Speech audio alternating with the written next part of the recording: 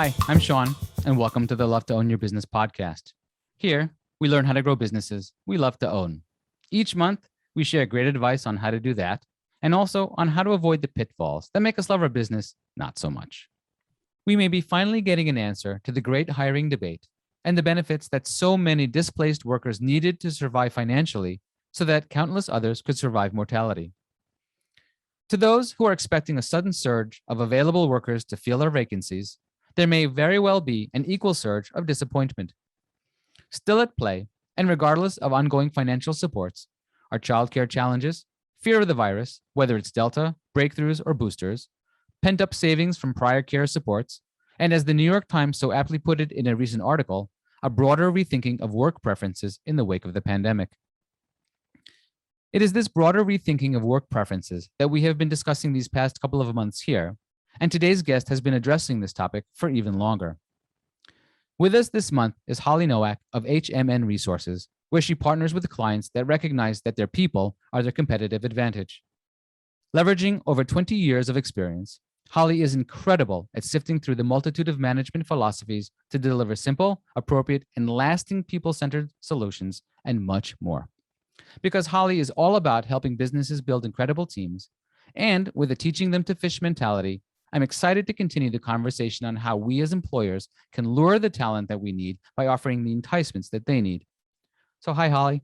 I'm happy to be here. It's great to see you again. And as COVID has done with many of us, I feel like I haven't connected with people in a very long time. And so it's good to connect. And as we've discussed in the past, definitely a topic that I'm passionate about. So I'm happy to be here and share that for sure.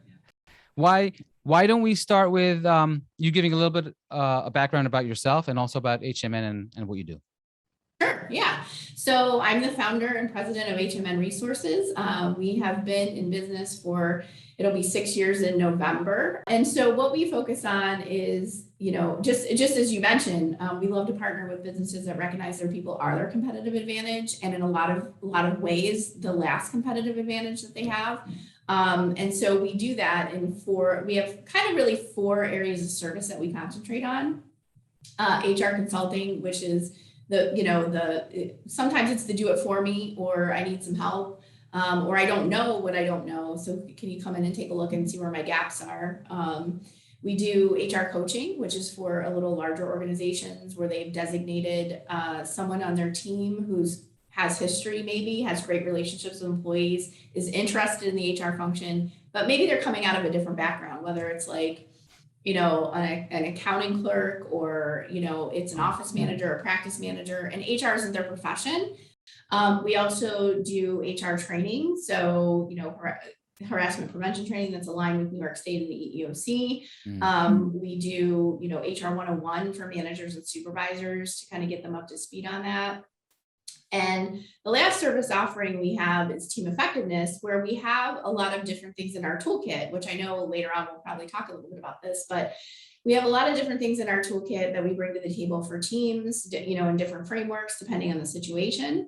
We're partners with Wiley Publishing for DISC and the 5 behaviors. I have a creative problem solving framework that I'm certified in, and we like to pick and bring different tools into our client groups to help with their team effectiveness, including leadership development in that regard, and strengthening leadership teams. So those are kind of the 4 areas that evolved over the 6 years that we've been in business, and where we've found the need most. And it does differ, I think, by size of organization as well.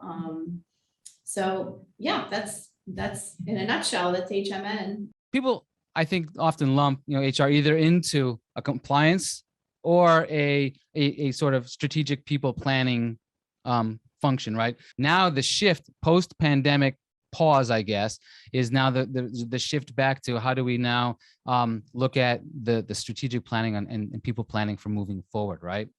Yeah. And I think, so one of my philosophy with HR too is like, you almost think of like a pyramid, right? And it's all intertwined in my perspective, because if you think about even COVID as a great example of this, the COVID situation, if employees, think about why employees come to work. They come to work to get paid, right? As a fundamental, like I was a psychology undergrad, right? So Maslow's hierarchy. So fundamentally, they want to get paid, benefits. That's where the compliance sits. We need to make sure we're paying people correctly. We should be offering some fundamental benefits that are draws, health insurance, things like that, making those available if we can.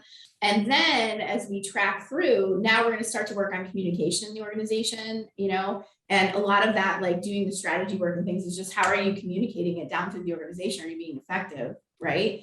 And at the top of the pyramid is innovation. So if we're really humming, our teams are working well together, we can turn on dimes and we can really become innovative. We're an open, like psychologically safe workplace, and we communicate well, and we can innovate really well.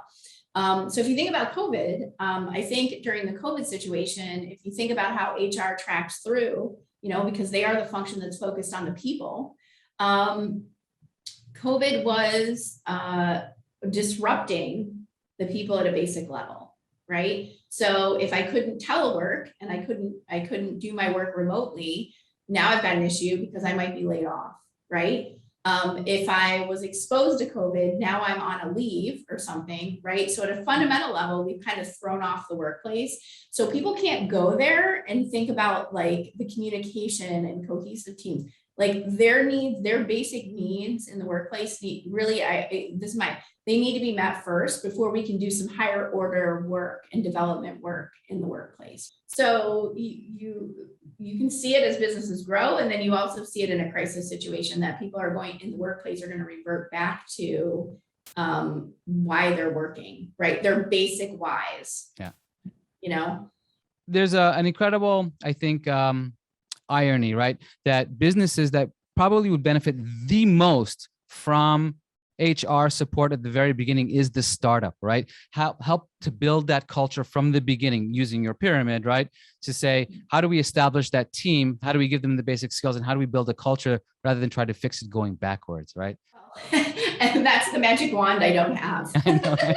Nobody does. That just takes time, right? Yeah. Yeah. Yeah, and so we've tried. So at HMN, we've tried to form our practice in a more proactive position versus reactive. Right? If you have a problem situation like employee relations, whatever, that it's really an attorney call at that point. Like I said, because I don't have the magic wand. We'd rather be on the planning side of it and get your foundation set. And yeah, even if you are a startup, like think about bringing a new employee out. You want to be able to put your best foot forward and look like you've got it together, right? Oh, that's a perfect segue to this question, which okay. Yeah, it's good. So almost 2 years ago, I wrote that whatever the new normal is going to look like, it is going to be a new competitive landscape for both the workforce and the workplace. Both businesses and employees will each have to offer more in order to compete with peers to be either the chosen workplace or the chosen employee. Last month, I was talking about how I thought that the Great Resignation was really about a safety net that allowed the majority of our workforce, for the first time in history, really, to think and choose where they want to work. So what would you say to companies that want to get their part of it right? Yeah, I think, and I think it's still evolving to some degree. I think we're still figuring this out because we were coming out, and now I think this fall there's, this week, even especially here in New York, we might be taking a step back, a little bit. But I feel like you have to walk the walk. And I think that's a really high level way to answer that question, but don't have a public facing persona or a vision statement or a statement about your workplace that once someone gets in, it's not what's happening, right? So first of all, you have to walk the walk, like do what you say you're going to do. Have, when you articulate your culture, it should be what your culture is, right? And if you aspire to change it or to make it better in whatever terms you're defining better, right? You have to put in the hard work to do it. You'll often hear people talk about culture and it's going to form one way or another, right? You're either intentional about it or it forms itself. And if it forms itself, there's a speaker too, I'm blanking on his name, I believe his name's Don Schmicky, but he has a book called High Altitude Leadership. And you have to create the drama for your employees, right? And not in a negative way. Right. Like you have to create the stories, you have to Right. create the inspiration, you have to create the motivation. Because if you leave it just to form itself, it will, and it may not be what you want, right? Yep. So you really have to kind of lean into that. And it's a very, getting back to what I was saying about being proactive, you have to manage the situation. You have to manage your culture. If you, for example, we experience like organizations where, everyone is walking the walk. And when you, for example, let's say, you're in a work site where everyone's, working, they're hardworking, professional, someone says something that's not in line, that will get addressed, right? When it doesn't get addressed, we're giving it permission. Right. So I guess I'm kind of just creating a longer definition to say walk the walk, right? You can't fake it. You can't fake it very long with employees, right? So you can put it out there, but you're going to experience turnover because people are not experiencing what you're portraying your workplace to be. And so, make sure your actions in line with your words with regards to culture.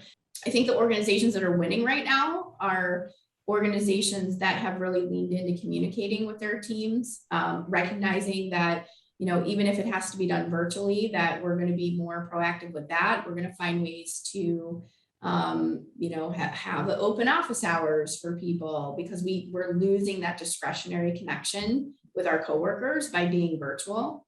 I've used this example for years, and specifically I use an example related to benefits and open enrollment, right? And I say, you can never communicate too much about the benefits you're offering.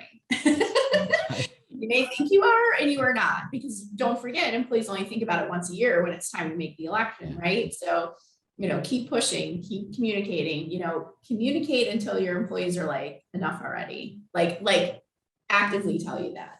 I think just as it's always been, like, recognizing their employees, if they're putting in extra effort or time, or, maybe on a COVID related initiative, maybe they're getting, a little bonus and recognition of that, or you're acknowledging that they're, working a 12-hour day, maybe even from home because they're trying to keep pace with things that are going on. And I think a lot of the things have run constant even before all of this. Yeah. But some of it, the organizations have had to lean in a little bit more, like communication, for example. Yeah. It's not in person anymore. So or at least part of the time it's not. So we really have to lean into what we're doing. Yeah.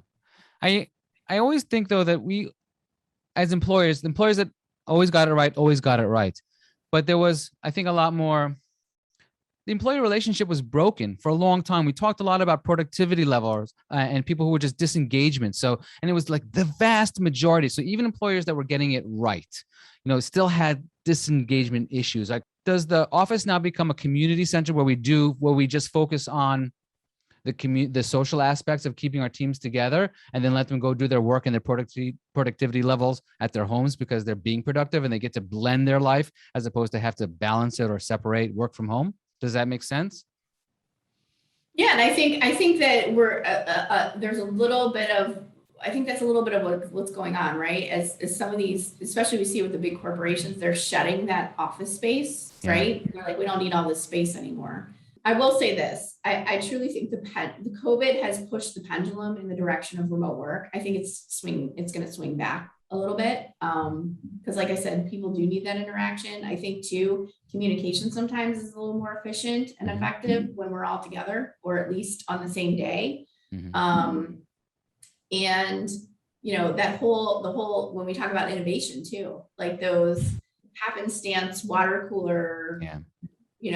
Oh my gosh, you're working on this, and why don't we do this? Or why don't, we're losing so much of that. And I think to your point though, I think that, I think we're seeing it go that direction. I wonder if it's not going to swing back. Who is going to govern that though? Is it going to be the employer or the employee? Yeah, that's a good question. Because as an employee, I've saved myself oodles of commute time right off the bat. And I remember living in New York City in 2 hours of going 30 miles, right? So like for me, that would have been a huge lift. I've just gained 30% of my week back, right? So if I have the choice to choose, right, which employers am I going to be? I'm going to choose the employers that are going to let me work from home. So we might just have to, as businesses, just, if you can't beat them, join them, right? So we're just have all of those solutions built into a different type of situation where we're. Yeah. And I think being sensitive to that, it's also in large part an individual choice. There are people that, for me, it depends on what my day looks like, right? Whether I come into the office or I work from home.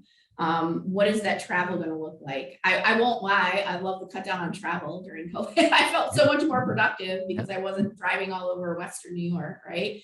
But now I strategize my day with travel and try to optimize my time, kind of button seat, whether it's this office or my home office, right? Yep. So, and I think we have to recognize that when we have these conversations, we're really having these conversations about people that have the option, like That's office true. workers, Yep. right? So in a lot of HR like practices and things, we see the Googles of the world and the Netflix of the world and the LinkedIns of the world driving the talk around what's happening in the workplace. But you've got manufacturing, healthcare, construction, property management, all of, retail, restaurants. So you can't, where you have the option, yes. Because there are even some office workers that they don't have either the software or the bandwidth or, they just don't have the technology at home to do their jobs, even if they are an office worker. But if I have it and it's an option for me, I think in those categories, those employees may drive the conversation a little more. I think where you have like work that has to be done on site, you work on a production line. Yep. Are you going to bring a CNC machine to your house? Is your employer going to set one up in your garage? Like, probably not, right? So no, but something but maybe if we are able to parse out, like even for production companies or things that have, they have administrations, right? So if we can sort of pair off the money that we're saving by having middle management in the administrative side, and then we can hire like a chief fund officer or whatever the case may be to help those remote workers stay connected, and then sink some of that money back into the business on the production line to make their lives a lot easier. So maybe there's a snowball effect, and we can sort of rework the cultures by reducing the need for whatever, maybe the toxic managers that were there in the past that we don't need anymore because they're not there to, police people anymore. Let's shift gears a little bit to building teams, because that's how I guess our relationship began years ago, as you came in to help us do some team building with our organization. So I've always appreciated your grassroots and down to earth approach to that. So we always talk about assessments and things like that as our predominant. How do we build our teams based on these assessments and what's right and what's not right about these things? So let's talk about that a little bit. I know. And I know you attended my session that I did a couple years ago on this very, very topic. So it's probably why I got invited, because you probably, this is something that I get kind of on a little soapbox about, because there are probably over 8,000 workplace assessments on the market, right? They target different things. Some of them, may not even have the reliability and validity studies to even like support what they purport that they're doing for you or your team, right? So you want to ensure that if you're using any type of assessment or you're trying to determine who you're going to bring into your team, that if you're using a selection tool, it is validated as such. There are the EEOC, the Equal Employment Opportunity Commission, which is the federal agency that oversees discrimination in the workplace, has weighed in on this. And this was quite a few years ago, but they've weighed in. And you cannot be using an assessment that even unintentionally is discriminatory towards a group of people, whether it's age or race or gender or what have you, right? I think it was quite a few years ago, but the Ford Motor Company had a case where they were using assessment. It was screening out certain individuals, certain classes of individuals, and they actually ended up, they wanted to continue using something, but they actually needed to bring in like a psychologist to create an assessment specifically for them, right? If you want to test skills, right, which is a different conversation. So let's say you need someone who has, a certain level of skill in Excel or a certain software program, or you want to give them kind of like an on the job, like, you're hiring someone to be an assistant. Here's a letter with some typos in and some errors. Like, can you fix it? You're much safer doing those types of things that are actually like connected to the work the person's going to be doing. Maybe we have a team that like they need some refresh and rework in team dynamics, and just taking that pause and that breath and to have some terminology and some ways learning about different styles and approaches, then DISC is really a great tool for that. And the reason I love that over others is the simplicity of it. It's 4 letters. We're not getting into like 16 different categories like MBTI. We're not, the big 5 is like, there's a lot of information in that. We're keeping it really simple, because what I find is you do it, you leave the room, and everyone forgets what you talked about. And when we're talking about human behavior changes and communication and styles and approaches, it's hard work. Like I open my sessions like this, this can be really fun, kumbaya, everyone's DISC styles. So, all this. And then you leave the room, if you don't work on it, it won't change. We'll have wasted our time here, right? In looking at this and working on it. So it's very simple. It's easy for people to remember. I can remember your style. You can remember mine. I can remember a few key buzzwords around those styles that can help me be more effective, right? If there's a little element of dysfunction, you want to make your team more cohesive, then we might kind of pull our 5 behaviors framework, which starts all about trust, right? And how we look at trust. It's based on the 5 behaviors or 5 dysfunctions on the team, the Patrick Lencioni book. And we'll work through each of those 5 behaviors, and the team will do an assessment. And if it's something where, and I particularly love this one, but if it's creative problem solving, that could be helpful, right? Because we all have to solve problems every day in our work. So if we're just teaching the team how to leverage that process and about people's preferences in that process, I found that can be really helpful too when you've got a team that's struggling. And it's a very applicable model to help people personally and professionally, and you can get better at it. So in describing those, I think I start with, and I'm very comfortable asking questions. That's my style, right? So I start with, what are we trying to address? Like, what is the gap? What are we trying to address? And then let's put it together to meet the needs of the group. So I think that's where you have to start, because if you're just like, oh, this is great, like, look at this framework, this looks great, and it's not really, you got to look at it a little deeper and see, is this really something that's going to help with what we've identified as the gap here? Yeah, I understand what you're saying. It's not necessarily what is the best tool. It's really what's the best tool for the problem you're trying to solve. At the end of the day, I think all of it boils down to, how are we communicating with each other? And do we know how to best adjust our communication style? I think the best managers, if they're talking to someone who's soft-spoken, they lower their voices, they talk soft-spoken, right? If they're talking to somebody that's really frenetic, they get all excited too. And they mirror like that person's communication style. This sort of helps, I think, managers or just people cross-communicating, how to think what behind what might be the best style, even though they may not be, or what's underlying that style, right? Yeah. And I think that kind of goes back a little bit to our earlier conversation, which is those cultures that are tapping into what's going on in employees' lives and the stressors even outside of work are winning, right? Yep. Oh, that's a good point. So building the teams, right? So we have a sort of, how do we select them? How do we not fail at onboarding? So I'll use a term that is a Disney term, right? So I attended, they had it in the last, I think it was 5 or 6 years. They had the Disney Institute sessions, right, in Niagara Falls at the Convention Center. So I attended those, and there's something brilliantly simple about what Disney does, right? They're just really good executors, but they use this phrase overmanage. They're like, we're not micromanagers, we're overmanagers, right? So as they relate it to like customer experience and like just all those interactions that their guests have, even using the word guest, right, have in their processes, they're over managing those things. And so I think that's a good phrase or a good word to apply to onboarding, right? We need to make sure we over manage the onboarding process.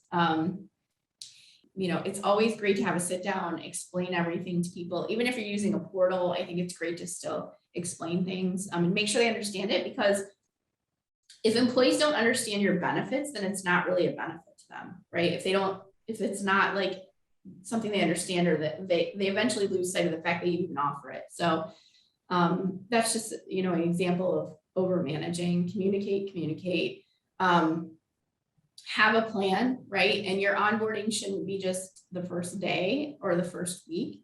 It should be the first month, the first 90 days, the first 6 months, the first year, right? So have a plan all the way out. And the steps and the teams involved in that process. Yeah, I like the expansion of it's not a week or 2 week process, that especially if you're, again, what's the problem you're trying to solve or the challenge that you want by bringing this person on, you may want to, that onboarding process might incorporate up to the first promotion or the first iteration of their job as they grow in their future in your company, right? I always believe that if you can show a future to an employee, they'll stay with you, right? So maybe that's a good part of that. I like that a lot, expanding it beyond the 2 week or the 3 week onboarding. Yeah. And I think like the COVID situation too. So as people were coming back to the office, there was a lot of, and I don't know, and it makes a lot of sense to me, but do we need to re-onboard or reorient our remote workers back to the physical workplace? If it takes, 20 to 30 days to form a habit, we've done maybe 20 or 30 different cycles of formation of habits, right? By being remote workers. Now we have to reintroduce people into the workplace, and how much patience is required by managers and employers while people reacclimate to the workplace, right? I think that's a very good point you make. This has been fantastic. To close this out, what would you say that the big 3 things for companies to consider asking themselves, whether it be owners or managers, that if you're either not attracting or keeping your employees, where would you want to start chewing at the corners from? I think, and it probably all comes back to this question really, but are you really listening to your employees, right? So I think sometimes, especially as you put layers in your organization, you operate in your own bubble, right? Like, and are you really listening? Are you really getting a sense of what the employees are experiencing day to day? Do you have a good handle on what everyone in the organization is saying and feeling and doing? How would your frontline team members articulate your mission? Do they even know what it is? Do they know what your values are, right? Right. How would they define them? So if you have a set of key values, how would your production team define your values, right? You spurred a question that I really wanted to think about. We were talking about how we have expectations of certain people to be creative or entrepreneurial. It sort of goes against a little bit of a grain that we were, I think, at least as I was coming up in the management philosophies, right? That we all want all these A players, right? In an organization, right? And I found that putting a whole bunch of A players together on teams really created more problems than it was worth, right? Because everybody has valid ideas and everybody has good ways if you follow their particular way, and they might be right in their own sort of system that they're building around. But you don't want to mix too many great like A players. You want to have like a 1 or 2 or 3 great A players in your organization, and then fill it up with solid Bs, people that want to come up and they want to have that social interaction. They want to come down. They want to do a good job for your company. They enjoy the social interaction around the water cooler and the friends, etc. But they're there. They show up and they do great work. But they're not A players in the sense of what the traditional A player might have been. They're solid B plus players. That's the way to fill up an organization. What do you think about that? I don't know. I think I think each organization, is going to define A players differently. I think ideally, and you could have a team of all solid A players. However, they need to be A players in their respective, not only functional areas, right? Or how we've defined it, but they also need to be A players in regards to their role on a team. So that behavioral context, right? Yeah. Like if we're thinking about A players, like, a real go-getter, like, gets it done. Like, here's the old example that's always used, right? The A player salesperson that you turn into a people manager and they implode, right? Yeah. Like they're not going to do it, right? Or the A player salesperson that you keep on board, despite the fact that there's tons of collateral damage on the team because of their behaviors, right? But everyone puts up with it because they're bringing in the numbers, and those are very classic examples. Sure. But I think the A players, I think in my mind, you could have a team of all A players, but they also have to be A team players. Mm-hmm.